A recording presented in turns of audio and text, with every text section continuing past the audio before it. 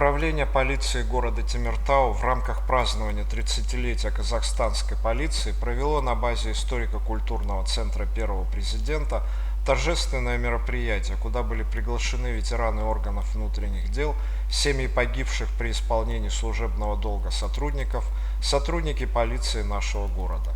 Особо отличившимся были вручены почетные медали Министерства внутренних дел Республики Казахстан, почетные грамоты, благодарственные письма акима города.